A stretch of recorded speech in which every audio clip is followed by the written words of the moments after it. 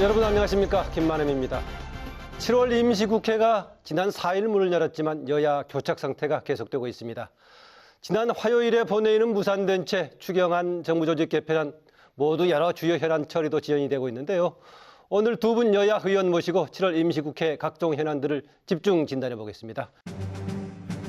여야 대치 속에 7월 임시국회 첫 본회의가 파행된 가운데 추가 경정 예산안과 정부조직법 개정안은 한 달이 넘게 처리 지연되고 있고 각종 법안들도 올스톱됐습니다. 국회 정상화를 위해 여야가 회동했지만 입장차만 확인하며 평행선을 달렸습니다. 7월 국회도 뭔가 성과를 좀 만들 수 있는 그런 국회가 될 수 있도록 국회가 합의가 안 돼서 추경을 통과시키지 못하면 이 원망을 국회가 어떻게 감당할 수 있을지. 이 실타래 같이 얽힌 이 현재 정국을 저는 대통령께서 반드시 풀어주실 것을. 지금 정부 여당이 책임을 느끼기는커녕 국정과 국회를 하행시키는데 장관 2명 임명하지 않고 철회를 하든지 자진 사퇴하고. 야당은 송영무 조대업 장관 후보자 임명을 강행할 경우 국회 의사 일정을 전면 거부하겠다는 입장을 밝혔고 야3당 설득을 위해 임명을 며칠 미뤘지만 대치 국면은 좀처럼 풀릴 기미를 보이지 않고 있습니다. 야당의 무책임한 도입 코스로 한 발자국도 나아가지 못하는 일방적이고 독선적인 국정 운영에 협력할 수 없습니다. 문재인 대통령은 더 이상 코드 인사를 고집하지 말고 인사청문 전국으로 촉발된 여야 대치 상황이 이어지는 가운데 이번 주 토론당당에서는 7월 임시국회를 둘러싼 각종 현안들을 집중 진단해 봅니다.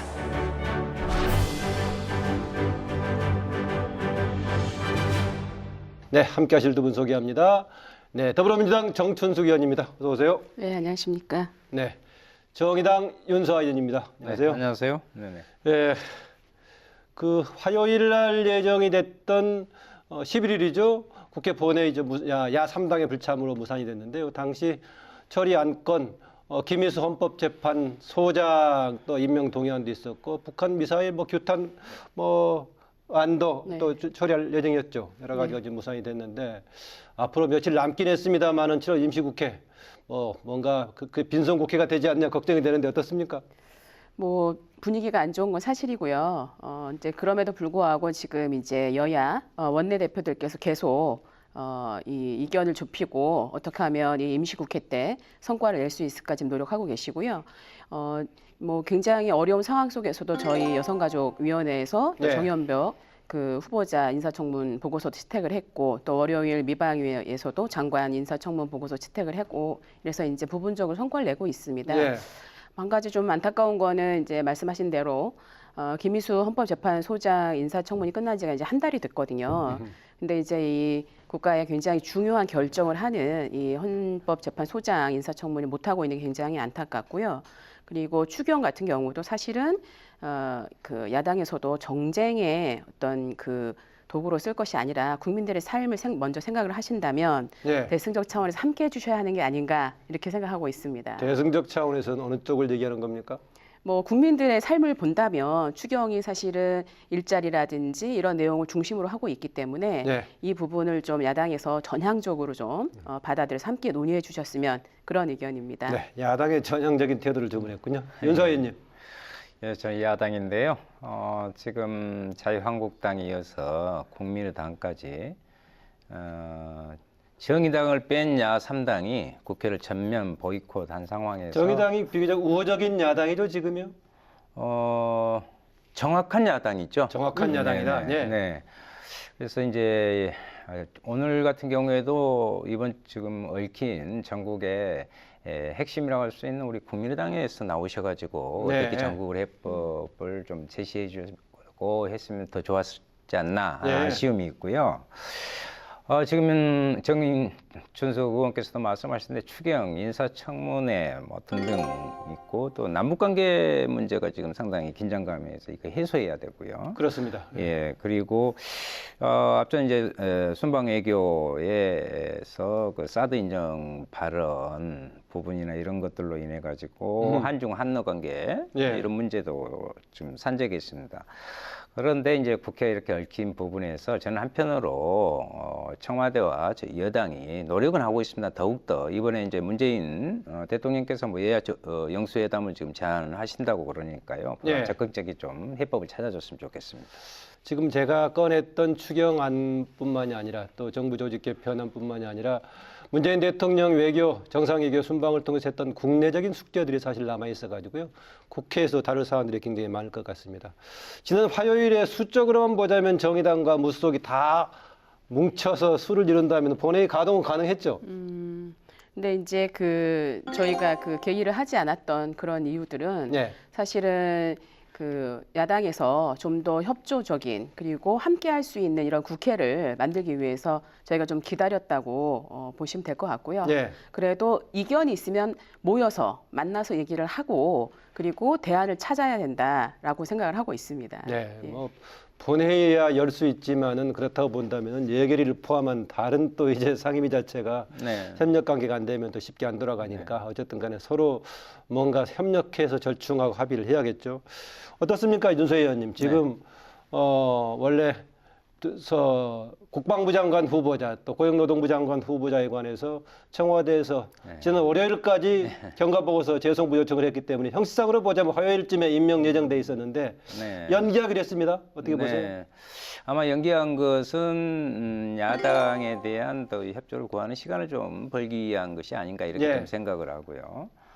지난 6월 28일 송영무 국방장관 후보자에 대해서 진행을 했는데 물론 방산의 개혁의 문제라든가 군 인사의 문제, 인권의 문제 그런 부분은 정의당이 강조해왔던 그런 개혁의 부분에는 일정 상당 정도의 좀 인정을 합니다. 그런데 문제는 전역부의 고액 자문료 있잖아요. 이 부분하고 음주운전 무마 사건 그런 의혹 등을 정확히 좀 더 당사자가 해명해라 했는데 아직 그게 부족하고요. 조대엽 후보자 같은 경우는 정의당에서 반대 입장을 좀 분명했습니다. 왜냐하면 도덕적인 핵심적 의혹에 대해서 정확히 하지 못한 부분도 있지만 지금 전문성과 현장성이 너무 좀 부족하다라는 부분이 중론입니다. 그래서 고용노동부 장관은 보다 우리의 노동의 현장을 잘 알고 거기에 대한 대안을 내놔야 되는데 공약 만드는 데는 기여했을지 모르지만 앞으로 풀어나가는 데는 적임자가 아니다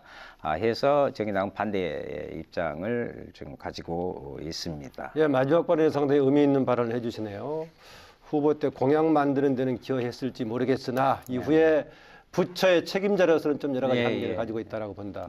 지금 송영무 국방부 장관 후보자에 대해서는 애초에 정의당에서도 부정적인 평가를 했다가 이후에 청문 과정을 거치면서 약간 조금 변동 여지가 있어 보이긴 합니다. 개혁 의지와 정책에 대해서는요. 당의 국방안보 분야 전문가인 김종대 또 소속 상임위원이 긍정적인 평가를 하던 것 같은데 그건 좀 여지가 있어 보이고요. 지금 어떻습니까? 두 사람 다 여당이기 때문에 해결된다라고 보십니까? 일단은 저희는 이제 그동안의 국방의 문제라든지 노동에 있어서도 어떻게 기존의 어떤 잘못된 문제들을 해결하고 개혁적인 행보를 할 수 있겠냐 이런 걸 되게 중요하게 봤었고요. 그래서 그 두 후보자를 추천을 하게 된 거고, 그래서 송영무 후보자 같은 경우는 이제 지금 말씀하셨지만 여러 가지 좀 부족한 점이 있으나 그래도 국방 개혁을 하기엔 적임자 아닌가 이렇게 생각을 하고 있고요. 또 조대엽 후보자 같은 경우도 부족한 점이 있습니다. 그러니까 그거는 국민들의 눈높이가 상당히 올라와 있으시고요. 또 그거에 맞춰야 되는 측면이 있습니다. 그런데 개혁을 하겠다든지 이런 의지는 분명하기 때문에 저희는 야당에서 그래도 좀 이 지명된 후보자들을 그래도 일할 기회를 좀 주시고 그리고 판단할 수 있지 않을까 이렇게 생각하고 있습니다. 근데 사실은 인사가 굉장히 어려운 거고 인사가 만사라서 지금 이제 청와대에서도 청와대에서도 바로 임명하지 않으시고 또 더 의견을 수렴하시는 이런 시간을 갖고 있기 때문에 야당에서도 좀 전향적으로 검토해 주시면 좋지 않겠나 이렇게 생각하고 있습니다. 그게 연기라는 것이 그냥 며칠만 두고 했다가 그대로 진행되는 것이 아니라 협상의 여지가 있는 것처럼 했고 실제로 들리는 소리로는 두 사람 중에 특정 어떤 사람에 대해서만 포기를 하고 나머지 한다면 가능하겠느냐 협상을 타지는 것도 알려지고 있는데요. 그런 정도로 문제가 풀릴 수 있을 것 같습니까? 글쎄요, 저희는 이제 여당은 여당대로 최선을 다해서 야당을 설득하고 또 청와대에게 또 의견을 또 국민 여론이라든지 이런 거 말씀을 드리고 있고요.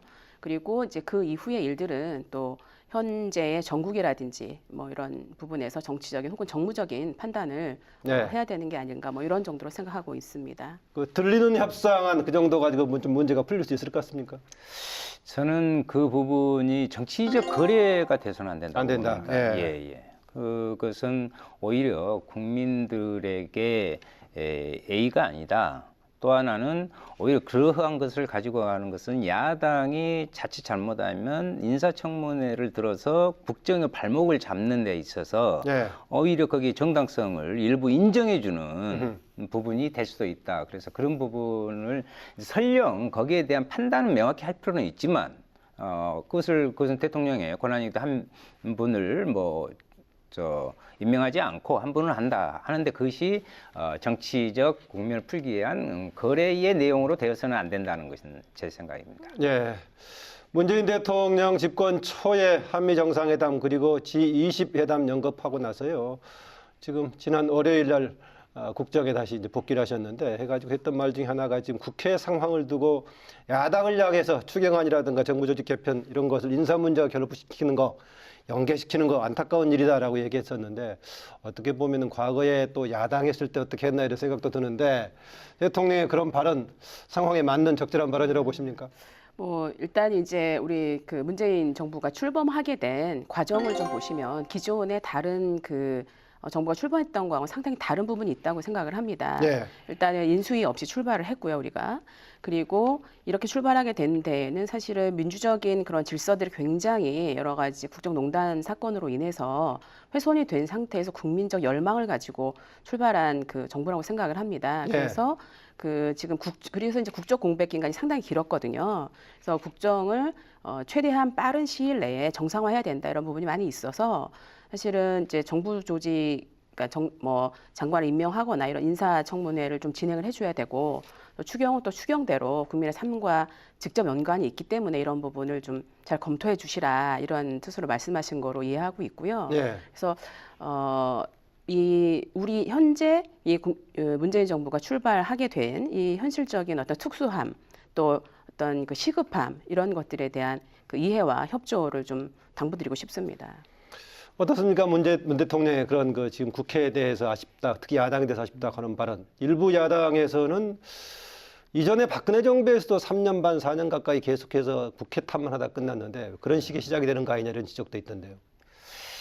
저는 국민들이 다 느끼고 지금 자유한국당, 바른정당, 국민의당에서 한 가지 좀 정확히 먼저 전제를 해야 될 게 있습니다. 예. 이번 문재인 정부는 대통령 선거에 의해서 당선됐지만 촛불이라는 국민에 의한 힘에 의해서 대통령이 되었다. 예. 그래서 저는 그래서 촛불 정부라고 이야기합니다. 그것은 촛불 정부의 문제는 개혁을 제대로 하라는 촛불 민심이 단순히 대통령 한 명만의 문제는 아니거든요. 예. 그 부분에 대한 것을 잘 알아야 된다는 것이 지금 현재 제가 정의당을 뺀 나머지 야3당에 다시 한번 좀 촉구하고 싶고요. 예. 지금 문재인 대통령의 부분도 마찬가지로 이러한 정신에 기반해서 국민의 뜻을 받드는 방향으로 정확히 가야 된다. 행보를 해야 된다. 이렇게 생각을 합니다. 예, 지금 윤 의원 말씀하신 대로 촛불 민심을 반영한 새로운 정부다라는 것은 국정 운영 방식에서도 뭔가 새로운 방식의 새로운 또 개혁을 기대하는 거 아니겠습니까?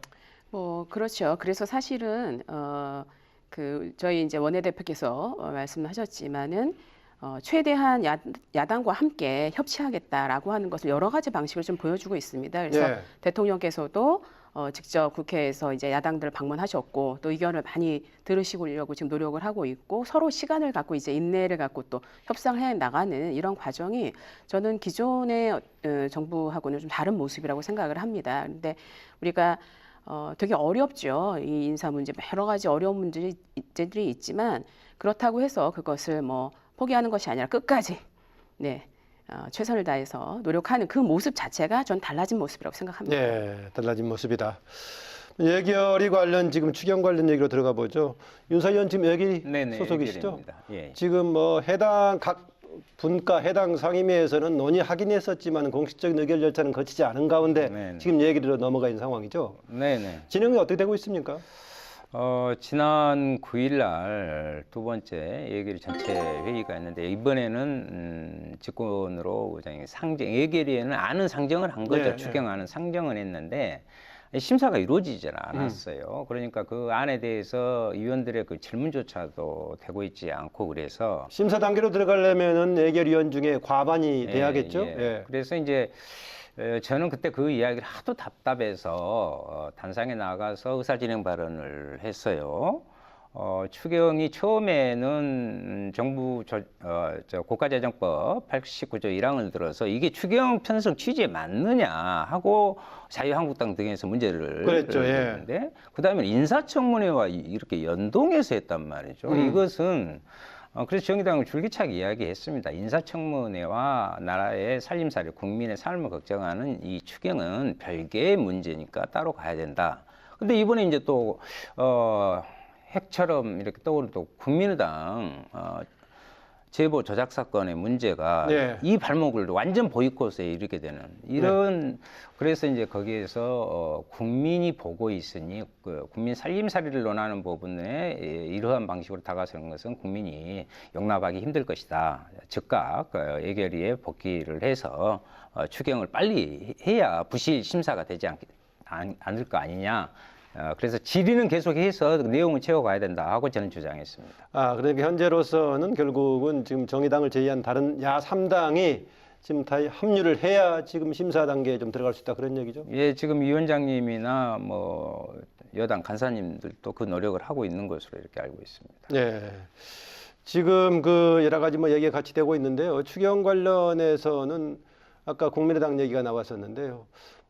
그게 왜 검찰이라든가 그런 사법적인 처리 문제가 여야 정당 간의 갈등으로 비화됐나 모르겠습니다.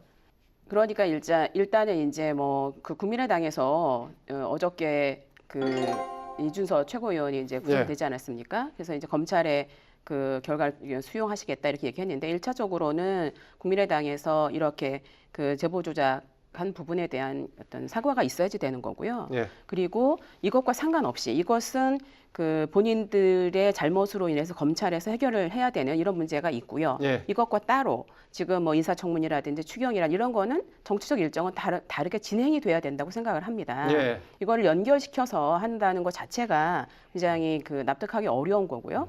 또 뭐 우리 당 대표의 어떤 얘기 이런 거는 사실은 그 한 부분만 가지고 굉장히 문제를 그 집중시키는 거기 때문에 오히려 그 본인 그 국민의당이 갖고 있는 문제를 좀 덮어보려고 하는 그런 거 아니면 이렇게 할 수가 없다 이런 생각이 듭니다. 추미애 대표 행보에 대해서는 또 당에서 다른 견해를 또 가진 분도 계시니까는요. 어쨌든 어느 쪽에 책임이 있든 간에 검찰에서 다루는 문제가 여야 간의 공방거리로 비화돼서 국회 운영에 지장을 둔 것은 좀 바람직해 보이진 않은 것 같습니다. 아까 뭐 절차가 연계되는 것에 대해서는 문제를 윤석열 지적하셨는데 그 내용 자체는 어떻게 보십니까? 추경 내용에 대해서는. 추경이 갖고 있는 부분에 있어서 저는 긍정성과 부정성이 동시에 존재하고 있다 이렇게 생각을 합니다. 11조가 넘는 추경인데 특히 일자리를 중심으로 한 추경 편성에는 저는 긍정성을 가지고 있습니다. 그런데 문제는 일자리 양도 중요하지만 일자리 질의 문제, 특히 이제 공공 서비스 부분의 종사자들에 대한 그 고용의 문제, 임금의 문제, 대단히 열악한 그 처지 부분은 개선하지 않는 이 부분은 지적하지 않을 수가 없습니다. 왜냐하면 특히 이제 제가 보건복지위원회에 있는데요. 사회복지 서비스 분야에 종사하는 사람들의 고용과 임금이 제대로 전달돼야 그 수혜를 받는 사람들이 같이 행복해지는 거거든요. 근데 그런 부분들이 문제가 있는 것 같고요. 특히 LED 예산 같은 경우는 지금 그렇게 2천억이 넘는 그 LED 예산을 편성하는 것이 추경에 맞느냐, 그렇게 시급한 문제냐. LED를 어느 쪽에 쓰는 거죠? 그러니까 이제 법무부나 아니면 관공서나 이 부분에 LED로 교체를 하겠다는 것인데 그게 그렇게 규모가 어느 정도 되는 겁니까? 한 2천억 정도가 됩니다. 그래서 그런 부분에 대한 문제 제기를 하고 있고요. 가뭄 피해가 대단히 심각해요. 밭작물 같은 경우에 다행히 지금 비를 내렸습니다만은 그래서 그 가뭄 피해에 대한 그 적극적인 대책 이런 부분들에 대해서는 지적할 부분도 많이 있습니다. 네. 네. 그 추경을 이번 일자리 추경이라고 얘기하는데 특히 이미 그 대선 과정에서도 그런 문제가 쟁점이 됐죠. 특히 네. 공공부문 관련해서 공무원 증원시키고 하는 것이 과연 우리나라의 국가 예산의 우선순위 또 앞으로 방향에 타당하냐 이런 문제가 계속됐단 말이죠. 그 방향에 대해서 문제를 야당들이 지적하고 있습니다. 일단은 이제 추경과 관련해서 지금 이제 윤소아 의원님 말씀하신 대로 사실은 그 예산, 그 추경을 심사하는 게 바로 그런 내용입니다. 지금 얘기하신 대로 네. 문제가 있는 곳은 수정을 하고 또 토론을 거쳐서 뭐 지금 이제 말씀하신 부분들도 또 수정할 수가 있고 다양한 할 수가 있는데 문제는 그 우리가 대체 토론도 할 수가 없고 회의 자체가 제대로 열리고 있지 않기 때문에 지금 얘기하신 분들을 충분히 논의하고 반영할 생각이 저희는 충분히 있습니다. 예, 그런데 이런 게 이루어지지 않는 게 안타까운 상황입니다. 네, 추경은 서로의 논의하고 심사 과정 쪽에서 충분히 조정할 의사가 있다. 네, 서로의 그렇습니다. 그게 바로 협치다라고 생각할 수 있겠는데요. 다른 사안입니다. 정부 조직 개편안에 대해서는 별로 이견이 없어 보이는데 이전의 정부 조직하고 어떤 면에서 다릅니까? 일단 이번에 정부 조직 개편안은 저희가 최소한으로 하자 이렇게 얘기를 했습니다. 왜냐하면 그 앞에서도 얘기했지만 이 정부의 특수성 그러니까 인수위 없이 바로 이제 업무에 돌입해야 되는 이런 상황이기 때문에 최소한으로 정부 조직을 개편하고 일단 일을 쭉 해나가면서 혹시 나중에 더 필요한 부분이 있다면 그렇다면은 뭐 개헌이라든지 이런 거가 맞물려서 진행을 해보자 이렇게 하고 있기 때문에 모든 부처에서 정부 조직 개편을 최소한하고 기존에 이미 얘기됐던 거 예를 들면은 뭐 질병관리본부를 청으로 뭐 승격을 한다든지 이런 아주 구체적으로 얘기돼서 여야가 상당히 합의가 됐었던 부분 이런 것들만 좀 조정을 하는 것으로 그렇게 지금 얘기하고 있습니다. 그 조정도 여야가 합의가 된 부분만 조정하겠다 이런 얘기군요. 어차피 뭐 이런 부분들도 함께 국회에서 의논해서 합의돼서 나가야 되는 부분이기 때문에 그것도 마찬가지로 논의해서 합의할 수밖에 없습니다. 제가 뭐 밖에서 봤을 때도 정부 조직 관련해 가지고 비교적 서로 간에 이견이 조금 가장 별로 없어 보이긴 합니다. 그래서 이 부분은 아까 말씀하신 대로 연계가 안 되는 경우는 이것은 조금 독자적으로 해볼 수도 있는 그런 사안 같기도 한데요. 근데 현실적으로는 지금 순서로 봤을 때 추경을 먼저 던져놔 가지고 추경이 앞길에 서 있는 것처럼 느껴지기도 합니다. 예. 그런데 이제 그 지난 좀 2달 동안요, 딱 하나 법안 통과됐습니다. 그 정당 후원의 설립에 관한 문제요. 그게 통과 일자가 언제쯤 됐습니까? 얼마 근래에 전 됐던 것 같은데. 본회의 때. 마지막 본회의 때요. 그러니 그 전에 또 하나 이제 지적하는 게 저는 협치라는 것이 유행처럼 돼 있는데요. 그 협치가 국민의 삶을 위한 정치권이 어떻게 힘을 합하고 머리를 맞댈 것인가 하는 부분이어야 되는데 협치가 자칫 잘못하면 의회 공간 내에 정치적 기술을 부리는 이런 부분으로 전락해버리지 않는가. 협치를 아주 이야기를 많이 하는데 그 부분을 지적하고 이번 대선에서도 여야를 막론하고 후보들이 내놓은 공통공약이라는 게 있습니다. 국민들의 참 필요한 공감을 얻은 이런 것을는 같이 이행하고 개혁의 방향을 잡아가고 이런 게 해야 되고 또 이제 문재인 그 대통령께서도 여야정 협의체를 이렇게 제안한 바 있잖아요. 그래서 오히려 이런 때 그러한 내용을 채우는 것이 중요하다. 그래서 더 늦기 전에 좀 국회를 제발 좀 정상화하는데 추경 심사는 국민의 살림살이 문제이기 때문에요. 이 시기 놓치면 이건 추경에 무용론이 나옵니다. 그렇기 때문에 이 추경을 빨리 좀 진행했으면 좋겠다 하는 것이 제 생각입니다. 그 협치 얘기가 나왔는데요. 지난번에 그래도 원내 대표단끼리 비교적 합의가 어느 정도 됐을 때는 국회가 주도하는 여야정 협의체를 가동하는 방안까지 합의 문건까지 들어가려다가 말았었는데 어떻게 될까요? 기본적으로 이제 우리 문재인 정부가 출범을 하고 그러면서 여야 협치를 통해서 그리고 이제 국회의 구조상 그렇게 될 수밖에 없습니다. 뭐 우리가 법안을 처리하려고 하든 뭐 지금 우리가 내기하고 있는 뭐 추경을 하려고 해도 협치를 할 수밖에 없는 이런 상황이고요. 그래서 사실은 이제 문구 합의까지 막 쭉 이제 진행을 하다가 뭐 좀 걸리는 측면이 있어서 이제 진행이 안 됐는데 어쨌거나 협치를 통해서 국회를 정상화하고 그 국회가 국민의 삶에 도움이 되는 이런 어떤 그 정치적인 역할을 하겠다라고 하는 건 변함이 없고요. 그래서 그렇게 진행이 될 거라고 생각을 합니다. 그러니까 뭐 일단은 그 대통령이께서 이제 같이 하자 이렇게 얘기를 하셨고 또 국회에서도 이제 열심히 하고 있는데 뭐 생각보다 어려운 점은 있지만 그럼에도 불구하고 뭐 지금 현재 해 나가는 것처럼 협치를 위해서 열심히 노력을 할 예정이고 그것의 근거에는 정치가 국민의 삶에 힘이 되는 그런 역할을 해야 된다 그렇게 생각하고 있습니다. 네, 일단 그 두 장관 후보자에 대한 임명 자체를 연기하고 또 나머지 7월 임시국회도 며칠 남았지 않습니까? 네, 이런 기간 동안 노력은 하겠지만은 제가 봤을 땐 좀 현실적으로 7월 달에 과연 추경이 논의가 돼가지고 국회에 통과되겠느냐 했을 때 어려워 보이는 점도 있습니다. 만약 혹시 안 된다면 일정 어떻게 봐야 될까요? 제가 이제 그것이 걱정입니다. 네. 근데 그 제 걱정으로 끝나면 좋은데 전 국민들이 그것을 걱정하고 있습니다. 또 뭐 시간이 많이 지나면은 그러니까 정기국회 일정하고 맞물린 시기가 그렇습니다. 되어버릴 수도 그렇기 있죠. 때문에 추경이라는 것은 그때 그 필요한 유효에 그래서 추경을 편성하는 건데 이것이 7월 안에 추경의 부분이 올바로 심사되거나 통과가 되지 못하면 추경이 과연 그다음에 이제 9월부터는 또 본 예산 부분을 해야 되는데요. 이러한 것들이 의미가 있느냐?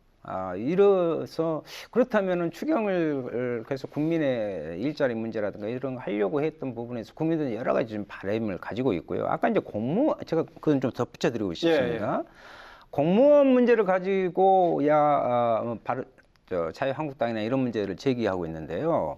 이번 부분에는 소방 공무원이라든가 특히 사회복지 전담 공무원 같은 경우에는 OECD 국가가 1000명당 20명이라면 우리는 0.4명에 불과합니다. 네. 이런 필요한 안정과 국민의 안전에 필요한 이런 공무원들을 단순히 철밥통 이렇게 하는 분으로 이렇게 왜곡해서는 안 된다 이렇게 보고요. 네. 필요한 부분이라고 보는데 문제는 이번 18일까지 며칠 남지 않았습니다. 그런데 다시 이제 연장을 하려는지는 모르겠습니다만은 시급히 추경을 빨리 하는 것이 당면 최대 현안 과제다. 저는 이렇게 생각합니다. 예, 현안이고 그 최대 과제다라는 네. 얘기인데 또 내용으로 보더라도 취약한 분야이기 때문에 네. 그렇지 않다라는 얘기를 윤석열 하시네요.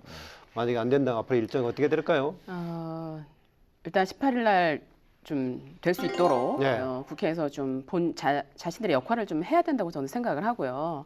추경은 진짜 여러 차례 말씀하셨으면 딱 어떤 시기가 있거든요. 예, 그래서 이 부분을 많이 생각하셔 좀 할 수 있도록 노력해야 된다고 보고요. 뭐 18일 날 처리가 만약에 안 된다면 지금 말씀하신 대로 연장을 해서라도 이거를 해결해야 되지 않나 이런 뭐 저희 개인적인 생각이 있습니다. 연장이라니 어떤 연장이죠? 뭐 기간을 연장을 해서라도 임시국회 일정 연장하는 빨리 겁니다. 이걸 처리할 수 있도록 해야 된다고 생각합니다. 뭐 8월 지나면 벌써 9월 정기국회 이렇게 되고 네. 그렇기 때문에 뭐 가뭄이라든지 이런 부분들도 뭐 사실은 굉장히 많이 지나가게 된 그런 상황이라서 시간을 좀 빨리 당겨서 좀 어려움이 있어도 진행해야 된다고 생각합니다. 임시국회가 30일까지 가능하기 때문에 연장할 수 있겠군요 이번에요. 만약에 안 된다면 지금 법정 일정으로 보자면은 새로운 8월 정기국회는 8월 16일로 지금 예정이 되어 있는데 그렇습니다. 네. 아마 그 이전에 해결해야 할 것 같습니다. 아까 협치 얘기가 나왔는데 관련 질문을 좀 드릴게요. 이번이 새 정부가 출범한 지 딱 2달이 조금 지났는데 국회로 보자면은 여소야대에다가 또 다당제 정국이란 말이죠. 여기에 임했을 때 어떤 방식으로 협력해서 국정을 이끌어갈 것인가에 대한 조금 새로운 환경에 대한 확실한 그 좀 익숙하지 않을 때까 전략이 좀 부족하지 않느냐 그런 생각도 하는데요. 특히 책임져야 될 정부 여당 입장에 봤을 때. 맞습니다. 그동안에 이제 우리나라 정치를 보면 양당제에 굉장히 익숙하고 그래서 서로 뭐 주거니 받거니 뭐 이런 것들도 가능했었고 그렇게 했던 거에 비하면 지금은 이제 벌써 그 교섭단체가 뭐 4당이 또 5당이고 뭐 이렇게 되어 있기 때문에 사실은 그 과정에서 시간이 많이 걸리는 것 같습니다. 네. 하나하나 다 의논을 해봐야지 되고 또 같이 모여서 얘기를 해도 또 의견이 다 다르고 그래서 시간이 좀 많이 걸리는 부분이 있고요. 그러나 이제 이미 이제 좀 많이 익숙해진 지점이 있어서 이후에는 좀 속도가 나지 않을까 생각을 합니다. 네. 모든 그 당들이 다 저희한테 다 중요한 그런 같이 의논해야 될 대상이기 때문에 함께 논의하고 또 따로 의논하고 뭐 이렇게 이제 교차적으로 의논하는 그런 방식을 하고 계신 걸로 알고 있습니다. 네. 지금 뭐 정의당의 역할도 굉장히 중요하고 다당제 구도에서 그런데 아까 또 물론 다당제 체제가 가지고 있는 뭔가 부정적인 측면도 어떤 얘기 하셨던 것 같은데요. 또 국민들의 요구라든가 앞으로의 향후 정치 방향으로 봤을 때는 우리가 다당제 구도에 익숙하는 게 좀 당연하지 않습니까? 네네네. 예. 지금 이번에 인사 문제 등이 비교적 정리가 된다면 제가 봤을 때 국회 일정에서는 뭐 선거법 개정이라든가 이런 논의가 될 좀 가능성이 있었죠. 네네. 정의당에서 중요 좀 과제로 보고 있지 않습니까? 어떻습니까? 예, 그렇습니다. 문재인 정부가 출범한 지 2달이 지났습니다. 정치 환경은 그 전하고 전혀 다른 환경에서 정부의 고심도 저는 크리라고 봅니다. 예. 물론 인수위라는 부분이 없이 출발했지만 저는 문재인 정부에서도 실제 그런 일정한 한계가 있음에도 불구하고 거기에 대한 철저한 준비, 뭐 개혁 의지와 함께 거기에 대한 인재풀을 사전 검증에 대한 것들이 철저하지 못한 부분은 사실입니다. 여기에 대한 저는 책임을 또 분명히 지는 자세를 보여야 된다. 이렇게 생각하고요. 또 하나는 지금 법물처럼 터져 나오고 있는 노동 문제나 사회적 이슈 문제를 아니 우리가 뭐 좀 하려고 하는데 벌써부터 자꾸 그것을 태클을 거는 거 아니냐 이렇게 받아들일 게 아니라 그동안에 묵혀뒀던 우리의 문제가 사회적 이슈로 우리에게 요구를 하고 있구나 하는 것을 받아서 지금부터 그걸 준비하고 하는 그런 좀 과정이 필요할 것 같고요. 아까 말씀하신 이미 정개특위는 구성이 하기로 본회의를 통과했습니다. 아까 달라진 다당제의 정치 환경에 있어서 선거제도 개혁에 특히 연동형 비례대표제 도입이라든가 이것이 아마 중심적인 국회 문제가 되지 않을까 그래서 정개특위를 통해서 새로운 환경의 선거제도 개편 등의 환경을 만들어 가야 되지 않느냐 이렇게 생각합니다. 네. 지금 이제 전국 푸는데 우원식 여당의 원내대표가 일단 2사람 장관 후보자에 대한 임명을 연기해서 여러 가지를 좀 탐색해보자라는 것인데 그건 못지않게 역시 귀국한 그동안의 순방 외교를 하고 돌아온 문재인 대통령의 역시 역할이 중요하지 않겠나라는 생각을 하는데 문재인 대통령 어떤 역할을 해주기를 기대하십니까? 뭐 대통령께서 이미 지금 이제 야당들을 초청하셔서 순방 외교에 대한 성과를 이제 보고하시려고 하고 있습니다. 예, 그래서 제 생각에는 그런 과정에서 충분히 뭐 의도나 뭐 인사에 관련된 얘기도 좀 설명도 하시고 또 성과도 야당한테 뭐 줄 수 있는 게 뭐 있을까요? 글쎄요. 뭐 사실은 줄 수 있는 거라고 하는 얘기는 조금 협상이라는 건 주고받고 하는 거니까요.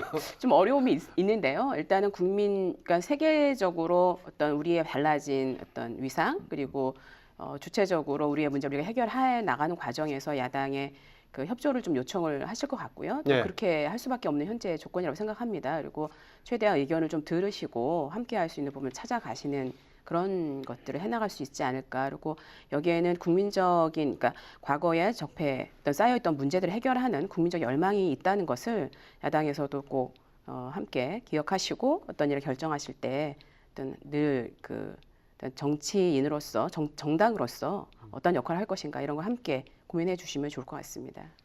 제가 야당한테 줄 수 있는 게 없을까요라고 했을 때 야당 개인한테 주는 것이 아니라 결국은 야당은 야당의 입장에서 봤을 때 국가를 위한 국민을 위한 그런 정책을 제안하는 것인데 그런 입장을 뭐 들어줄 수 있는 게 있겠느냐 뭐 그런 얘기도 마찬가지인데요. 한 가지 좀 말씀드리면 지금 이제 아까 말씀하신 대로 이미 이제 국회에서 개헌특위가 움직이고 있고요. 그 개헌의 내용과 함께 지금 정치개혁특위가 함께 움직이고 있습니다.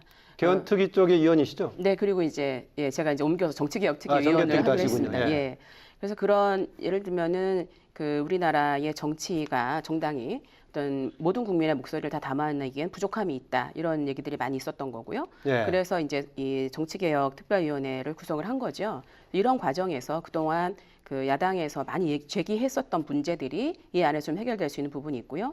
개헌특위 같은 경우에도 개헌을 하면서 국가의 정말 100년 대계를 세우고 또 야당에서 얘기하는 많은 부분들이 이 안에 또 포섭되어 수 있는 부분이 있습니다. 그래서 저는 이거 지금 현재 이 굉장히 풀기 어려운 문제들도 있지만 이 각각의 문제뿐만 아니라 전체적으로 국가 경영을 어떻게 해나갈 것인가 그리고 국가 경영을 해나가는 데 있어서 야당은 또 어떤 역할을 할 것인가 이런 보다 큰 틀에서 보다 포괄적인 측면에서 역할을 함께 해나갈 수 있지 않을까 그렇게 생각합니다. 네, 문재인 대통령한테 기대하는 역할이요. 네, 전국 푸는데요.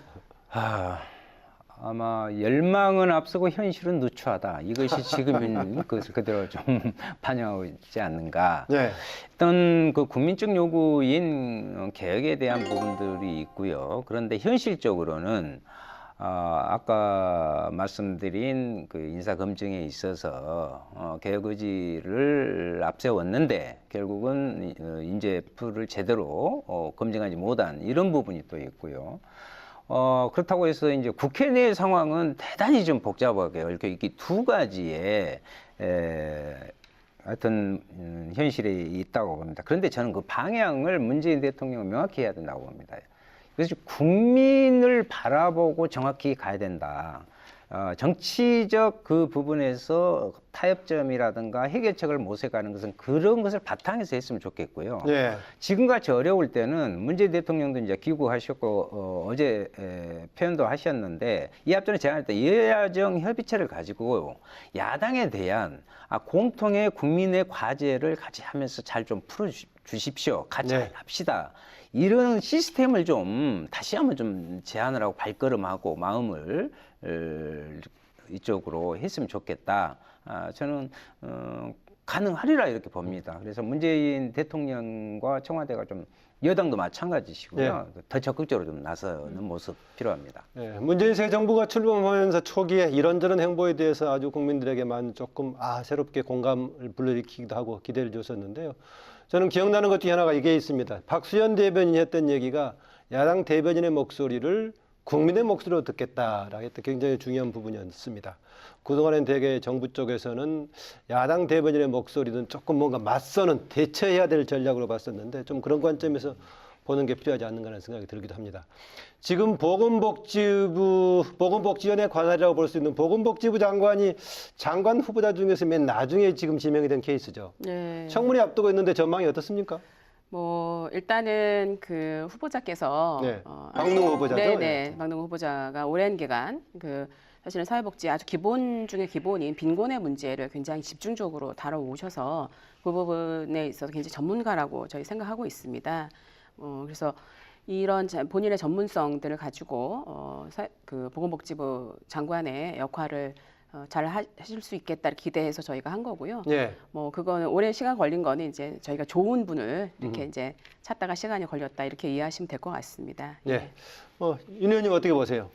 저는 참 의외였습니다. 의외다. 실은요. 왜냐하면 보건복지부 장관 후보자는 그 전에 물망에 올랐던 구체적으로 네. 성함이 거론되셨던 분들이 몇 분이 계셨었거든요. 근데 이제 한 부분이 자라보고 놀란 것은 소뚜껑 보고 놀란다고 아마 그런 검증 청문 과정 이런 얘기 하시는 겁니까? 그런 부분에서 이 후보자에 대한 호불호를 접어두고라도 그런 과정이 좀 늦어진 부분이 좀 아쉽고요. 네. 아까 정춘숙 의원님께서도 말씀하셨는데 빈곤을 중심으로 한 사회복지 전문가인데 네. 문제는 이제 보건복지부가 보건의료 부분도 또 역시 자기 전문성과 이게 필요하단 말이죠. 네. 아주 중요한 부분인데 이 분야에 대해서는 좀 취약한 것으로 알려져 있습니다. 둘 다 커버하기가 좀 쉬울까요? 그래서 이번에 오늘 지금 보건복지 막 상임위 하고 왔는데요. 거기에서 이제 차관 정부 조직에서 2차관 이런 대안도 지금 내놓고 있습니다. 네. 우리 위원회는 그래서 그런 부분들에서 특히 보건의료에게는 이해관계가 대단히 첨예하게 네. 이렇게 좀 부딪히는 부분인데 이런 현안을 잘 조정할 수 있을까? 그 정책은 뭐냐? 대안은 뭐냐? 이런 것을 앞으로 이제 좀 따져봐야겠죠. 예, 정책 능력에 대해서 검증 과제다라고 얘기하고 있겠네요. 네, 지금 이제 말씀하신 대로 사실은 이제 보건복지위원회입니다. 그래서 저희가 그 과거에 보면 이거를 좀 나눠야 되는 거 아니냐 부처를 이런 정도 얘기까지 있었거든요. 네. 그래서 기존에 그 보건복지부 장관이 이제 이렇게 그 보건 쪽에서 이렇게 오시면 복지를 잘 모르는 거 아니냐 또 이런 얘기도 있었기 때문에 그래서 이제 아까 말씀하신 대로 지금 이제 2차관제도 얘기가 나오고 이렇게 이러고 있는 상황이고 그래서 장관 그 청문회 뭐 해보셔야 되긴 하겠지만 이게 부족한 부분은 사실은 또 뭐 차관이 좀 채워주기도 하고 또 다른 이제 그 참모진들 좀 채워주시면서 얘기를 좀 이렇게 충분히 의논을 좀 많이 하시면서 하시면 좀 이런 부분들이 좀 보충되지 않을까 이렇게 생각하고 있습니다. 예, 그동안에 대개 이제 후보자들 검증 과정에 보면은 이런 정책 능력과 더불어서 발탁 배경 또는 도덕성 네. 논란이 됐었는데요. 이 부분은 네네. 문제가 없습니까? 지금까지는 예. 비교적 그 문제와는 조금 거리를 두고 있는 것이 그나마 다행이다 이렇게 생각을 하는데 그렇게 그럼에도 많이 논란이 되고 있지 않다. 예, 그럼에도 불구하고 이장전입의 의혹의 문제도 있고 또 네. 이제 코드 인사 아니냐라는 그런 지적이 많이 있어요. 어떤 경력이죠? 문 대통령의 정책자문부를 심천회. 심천회라고 있습니다. 그래서 그 부분에 또 코드 인사냐라는 그런 측면도 한번 들여다볼 필요가. 뭐 그걸로 보자면 대다수가 선거 캠프에 참여했던 분들 아닙니까? 그렇죠. 그럼에도 불구하고 아까 그래서 이제 그 조대엽 노동부 장관 후보자의 부분을 이야기한 거예요. 공약은 잘 하는데 실제에 있어서 현장과 전문성에 이것을 해야 되는 게 이제 장관이기 때문에 그러한 것들을 한번 철저히 좀 검증해 봐야 될 것 같고요. 예. 주민등록법 위반 문제나 소득세법 이런 것은 이제 저희들이 발목 잡기 하자는 건 아니지만 기본적으로 물론 뭐 털어서 먼지 안 나느냐 이렇게 이야기할 수도 있지만 공직자라는 그것은 아니기 때문에 지금 인사청문회에서 검증을 하잖아요. 그래서 그런 부분은 근데 그게 주가 될 부분은 아닌 것 같습니다. 예. 그래서 정책을 좀 중심으로 해서 검증을 해 나갈 필요가 있다 이렇게 생각을 하고 코드 인사에 대해서는 미리 뭐 단정해서 이렇게 이야기할 필요는 없다 이렇게 생각합니다. 지적하는 듯 안 하는 듯 하시네요. 상대적으로 도덕성이나 발탁 배경 그렇게 큰 문제는 없어 보인다 네, 네. 하면서도 몇 가지 지적을 모르죠 하셨네요. 이제 또 근데 터질지는 이제 모르죠. 가장 핵심적으로 우리가 이제 그 장관 인사청문을 할 때 저희는 이제 이 분이 그 역할을 하시기에 충분한 능력이 있는가 또 국민들의 눈높이에 맞는가 이게 굉장히 핵심적인 문제라고 생각을 하고요. 예. 그리고 정책적인 어떤 입장이나 비전이 그 비슷할 수는 있다고 생각을 합니다. 전혀 다른 사람이랑 일하기가 쉽지는 않다고 생각을 하고요. 그러나 이분이 사회복지에 있어서 특히나 이제 빈곤이라고 하는 모든 사람이 사회복지에 있어서 가장 기본적인 문제에 굉장히 오랫동안 천착하신 전문가이시기 때문에 그런 측면에서 이제 발탁됐고 역량을 발휘하시리라 이렇게 생각을 합니다. 예.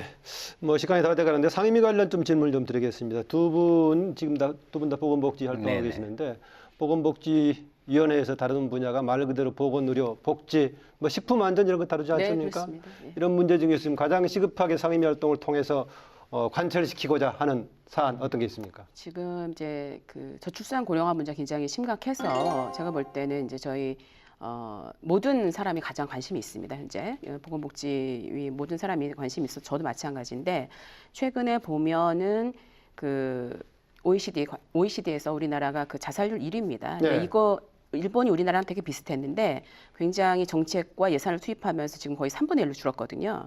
그래서 저는 그러니까 국민의 정신보건에 대한 문제가 이제 조명받아야 할 때가 됐다 이렇게 생각을 합니다. 정신보건이요. 예, 네. 왜냐하면은 지난 5월 30일 날 그 정신보건법이 정신건강복지법으로 바뀌었습니다. 그러면서 관심이 굉장히 많아졌는데 문제는 이 국민의 정신보건을 담당하고 있는 인력이 보건복지부에 11명입니다. 네. 한 개 과가 담당을 하고 있거든요. 그래서 이 부분이 굉장히 관심이 있고요. 또 한 가지는 우리 대한민국의 앞으로 미래 먹거리를 무엇으로 할 것인가라는 측면으로 봤을 때 최근에 많은 사람들이 관심이 갖고 있는 바이오 의약품이나 빅데이터 문제를 어떻게 인권이 보장되는 상태에서 개인의 정보 보호가 굉장히 중요하거든요. 이러면서 적절하게 이 제재하면서 또한 발전시킬 것인가 상당히 이게 딜레마적인 요소인데 네. 근데 이 부분을 우리가 해내고 또 성과를 내야만 또 우리 사회가 발전도 하고 함께 잘 사는 사회를 만들 수 있지 않을까. 그래서 저는 이 두 부분 굉장히 관심 있고 보건복지 전체는 뭐 이 저출산 고령화 이 문제에 굉장히 타겟팅되어 있다고 생각합니다. 뒤쪽에 얘기하시는 분야는 보니까 또 시대의 변화에 따른 네. 첨단 문제가 또 보건복지 분야에도 같이 있습니다. 발생하고 예. 있군요. 윤사 의원님은요? 보건복지 분야는 전 국민의 삶에 골목골목마다 가정가정마다 다 이렇게 펼쳐 있는 영역입니다. 그래서 저는 그 1호 법안으로 했던 어린이 병원비 국가보장의 문제를 계속 좀 추진하고 문재인 정부에 들어서도 거기에 대한 긍정적인 부분을 지금 살피고 있는 것으로 알기 때문에 그것을 좀 강화하는 거라고요. 지금 의료 영리화 규제풀이조항법이 일부 야당에서 그 살리지 않는데 이거 하면 대단한 문제가 있습니다. 그래서 그 문제를 좀 짚어봐야 될 것 같고요. 건강보험의 보장성 강화의 문제, 그리고 본인 부담률 낮추는 문제하고요. 예. 지금 우리 계속 그 사회적 약자들의 가장 큰 문제가 부양의무제 폐지 문제하고 장애등급제 폐지 이것은 꼭 풀고 나가야 되는 문제다. 예. 또 하나 이제 전국의 소비자 문제와 생산자 문제가 이제 전 국민의 이슈화되고 있는 GMO 완전 표시제, 이거 아주 심한 예. 먹거리 안전의 문제거든요. 이 문제하고 마지막으로 좀 말씀드리고 싶은 것은 좀 핵심적인 부분으로 보건복지위원으로서는 아까도 강조했습니다만은 사회복지 영역의 종사자들의 처우를 개선하고 고용을 안정시킬 수 있는 그런 보건 정책에 중점을 둘 생각입니다. 예. 지금 해당 소속 상임위인 보건복지위원회에서 보건복지 분야 관련해서 어느 부분에 주목하고 있고 현안이고 좀 주목해서 관철시키고 싶다라는 얘기했었는데요. 부족한 부분 포함해서 앞으로 의정 활동 관련해서 무엇에 역점을 두고 있는지 또 계획 포부를 들으면서 오늘 마무리할까 합니다. 예, 정춘숙 의원님. 예, 저는 이제 보건복지위원회에서는 앞에서 말씀드린 그 정신보건, 네. 국민정신보건과 그다음에 이 바이오 의약품 또 빅데이터 관련해서 향후 우리나라의 어떤 그 발전할 수 있는 기재 이런 거 만드는 데 굉장히 관심이 많이 있고요. 그렇게 네. 하려고 합니다. 그리고 제가 여성가족위원회를 같이 하고 있습니다. 그래서 여성가족위원회에서 실질적인 한국 사회의 성평등, 그래서 지속 가능한 사회를 만들기 위한 그런 기초를 닦는 그런 일들을 좀 해보고 싶습니다. 네, 윤사 의원님. 예, 저는 초선 의원입니다. 1년 좀 넘었는데요.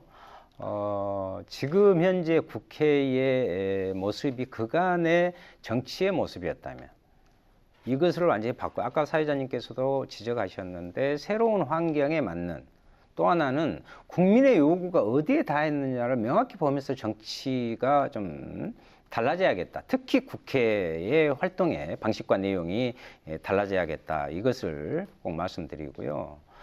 국민의 삶을 제대로 바라보고 그 시선을 국민의 삶의 현장에 뒀을 때 마음이 생기는 것이고 발걸음하게 되는 것이 제대로 된 정치 아니냐. 특히 예. 국회의원들의 역할 아니냐. 그래서 그것을 국회에서 의제화하고 정책화하고 법제화해서 다시 그 성과를 국회로 국민의 삶의 현장으로 돌려드리는 20대 국회 활동이 되었으면 좋겠다 하는 소중한 바람 가지고 있습니다. 네, 두 분 오늘 말씀 고맙습니다. 네, 감사합니다. 감사합니다. 네, 이렇게 귀한 시간 내주셔서 더 감사합니다. 여야정이 정치력을 발휘할 때입니다. 협치와 상생을 위한 대승적 결단을 기대하면서 토론당당 오늘 여기서 마무리하겠습니다. 고맙습니다. 수고하셨습니다.